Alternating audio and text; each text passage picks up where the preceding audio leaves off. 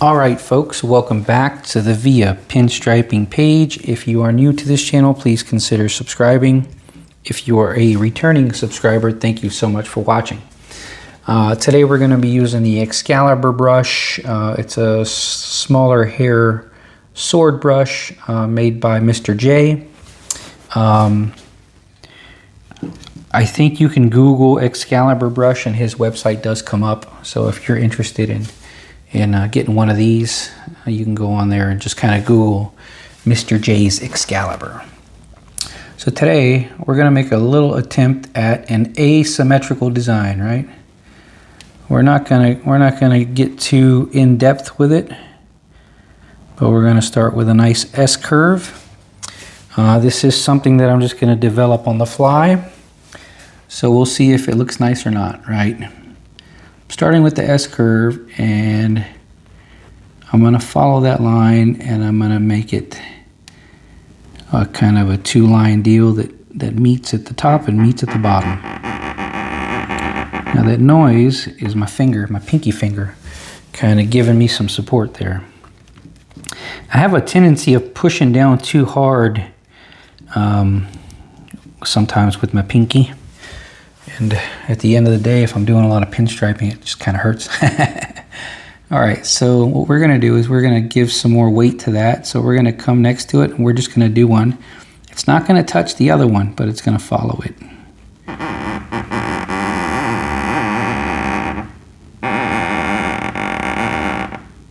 I should have wore a glove. All right, so I'm loading the brush in between and reducing as needed. Unfortunately, I don't have the space to sort of show that, so I'm just kind of showing the design, right? So remember, when you're doing these turns, you got to spin the brush depending on the way you want it to go, right? So at the very top there, I sort of had it aiming a certain way, and as I got here, I spun it a little bit, just a little bit, and right here, I just pivoted on my pinky. So I didn't have to spin, I pivoted.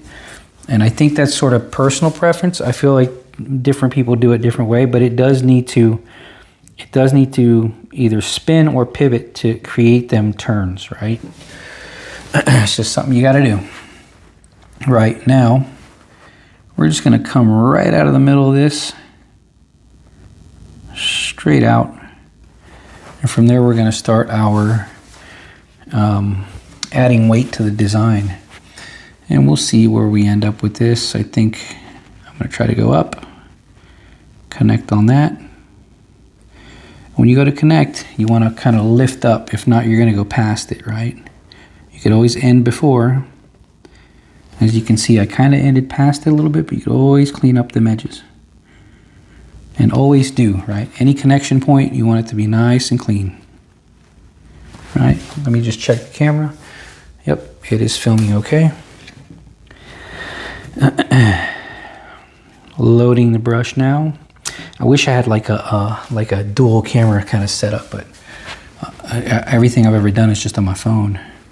So now I sort of don't know where I want to go with this. Right? That's the magic of pinstriping art. You just kind of see what feels right, see what comes out. And as you practice, you learn what works and what doesn't, right? So I think we're going to come out here, we're going to come around, and we're just going to give it a nice C curve, right? A nice little C curve.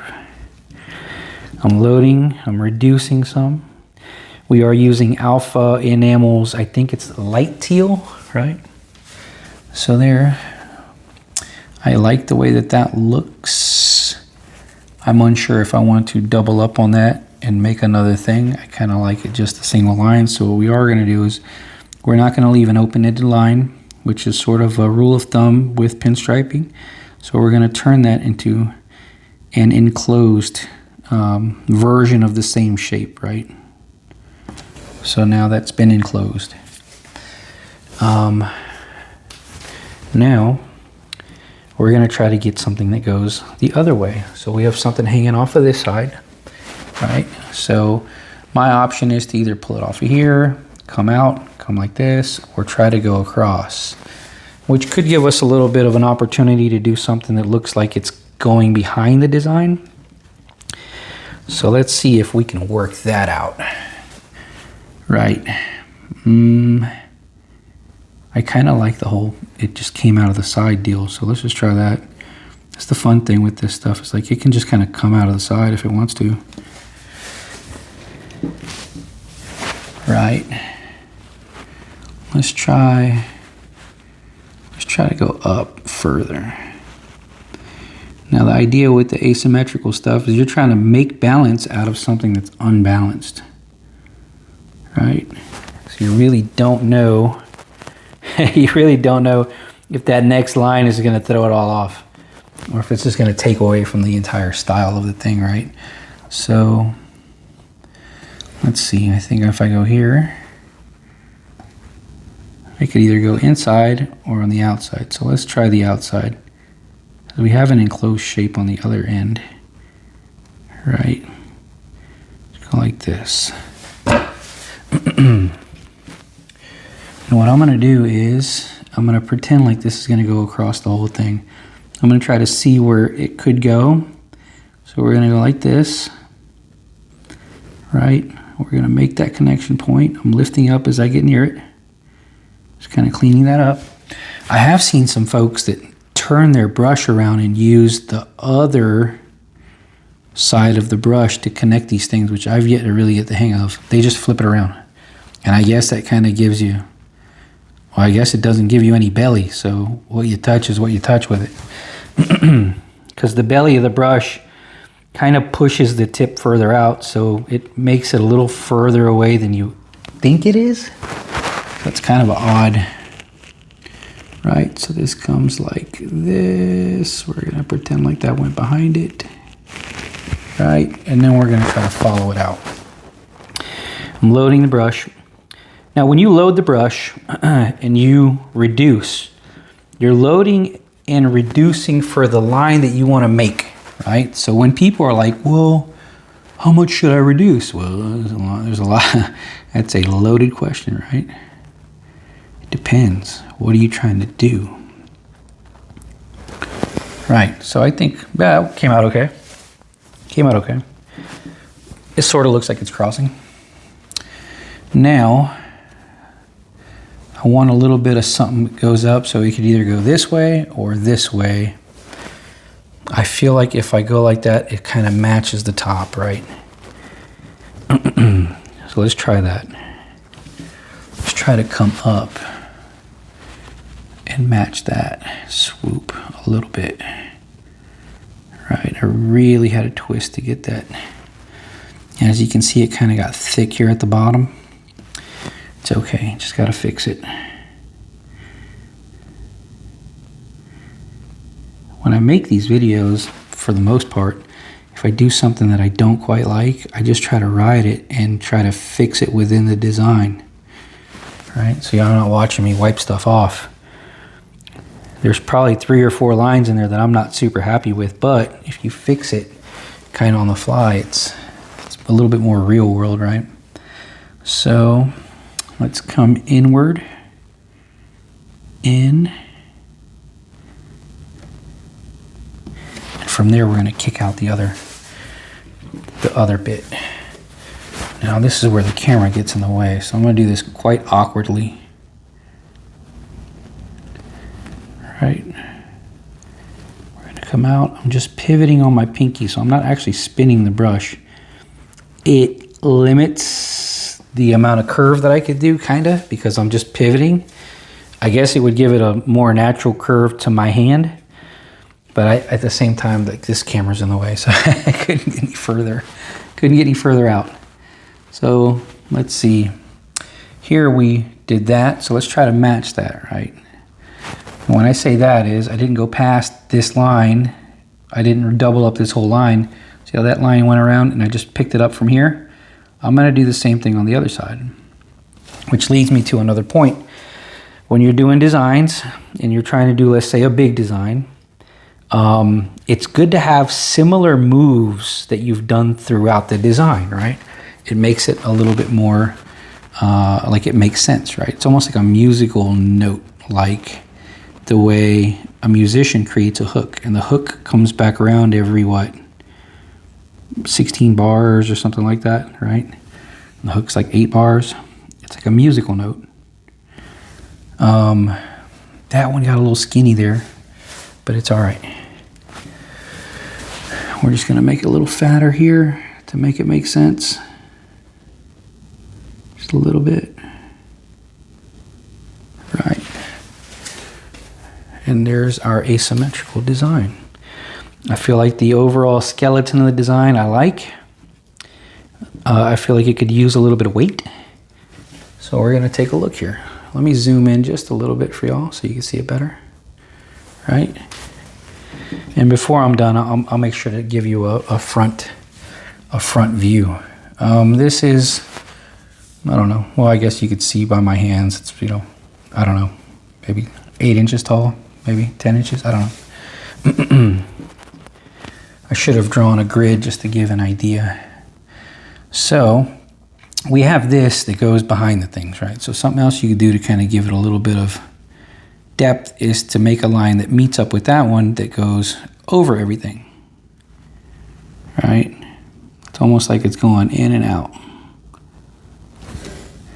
I went past it and then I didn't touch the line. Look at that. I made a bunch of mistakes there. So my depth perception is a little off because of the glare behind me. I should have turned that light off. Right, right. Which leads me to another point. Don't piddle with it after you think it's done. But we did want to add some weight, right? So we're doing that. We're doing that. I do like the way this brush is performing. I have smaller hands, so I feel like the smaller brush hairs make sense for me. Right, so we have this enclosed. We're gonna do one more enclosed shape. And my option is to either stop it here or continue it. Or we could play with the in and out, and what we'll do is we'll stop it right there, right? And we'll try to follow it and make it look like it's gone behind this line. And we'll pick it right back up over here. Lifting up as I go. And there you have it. A little asymmetrical design. I feel like I could use something here. Maybe. So what you can always do with these offsets is make sort of a V shape with one side shorter, right? Depending on where you want to add the weight. Now I just loaded the heck out of my brush, so I could tell because it looked all swollen. So right now I'm going to reduce and try to knock some of that paint off by paletting in a different spot. Right? So I'm reducing, I'm sort of loading the brush, but I'm sort of deloading the brush, right? So what we're going to do is sort of make an offset kind of V, right? And that'll give us a little bit more to play with. Keep in mind when you're doing V shapes or stuff like that at the lower half of a design, you run the risk of creating something that looks like a mouth, which means you run the risk of creating something that looks like a face, which we're, as humans, kind of geared towards trying to see anyways. So a lot of folks see faces in these designs, and it's understandable. It's understandable. And that's why I made it a little bit more square instead of just a V, right? So let's see how I want to end this. Let's go back here and we'll do another one that goes inward. Let me just clean this up. All right. We'll do one, how about this? We'll kick one out, right? We'll say almost like a double V. When I say kick one out, I mean this line's gonna go way out there comparative to the rest of it, right? Just to give it a little real asymmetrical flow. Right. Way out here. Now this line was pretty thick where I started, so I'm just going to thicken the end of the other one where that one ended to make it make sense. The paint was getting dry there at the tip of the brush, so I'm reducing all of it now. At no point am I trying to just reduce one portion of the brush hairs. You want to always reduce it all. Even though I'm working on just the tip here, it doesn't work. You need the whole thing to be ready to go, right? It doesn't work if you only try to reduce the tip. I've seen some folks where they just load like the very tip of the brush, and it's a no-no. You need to load the entire thing. Right, we got this coming all the way out here. I think we'll connect it here. Right. Connect it right there.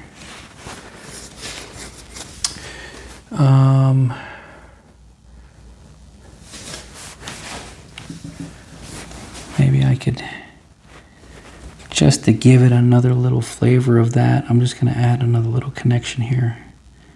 Right, just to make sure I have some level of equalness to the chaos. And that came down, so I'll probably have that come down as well. Right? Oof, it got thick. I didn't spin it enough, but we'll keep it. We'll throw it right back in, right? It's going to be sort of a thick to thin situation. Yeah, I just started skidding right there, which sort of starts to become, when you do stuff like that, it sort of starts to become like a graphic instead of a pinstripe. But it's cool. It's cool. Because I got that there, I can sort of maybe add a little thickness here to make it make sense.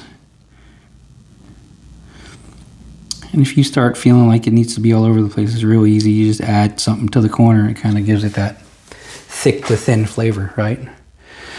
So let me know what y'all think in the comments section. Let me get you off the phone holder here, and I'll give you a nice shot of the a center shot. Now you see that glare that I was working with? Right. If you're ever taking video of pinstriping, which I do not envy you because it's difficult to videotape. If you're losing the color, if it's washed out, usually if you tap the camera, it gives you like a little sun. If you drag that sun over to the dark side, it gives you the correct color value again, because the computers like to pick up the entire thing, right? It wants to pick up the wall, my hand. It's trying to figure out like if I'm looking at a sunset or a building or something, but it's not really happy that you're trying to get it to focus on lines, and it just doesn't really make sense to the camera. So if you lower the value of the light, I think it's the light value, you get a more accurate color representation. So let me know what you think, and thank you all for joining me on this video, and I hope you have a good day. All right, bye-bye.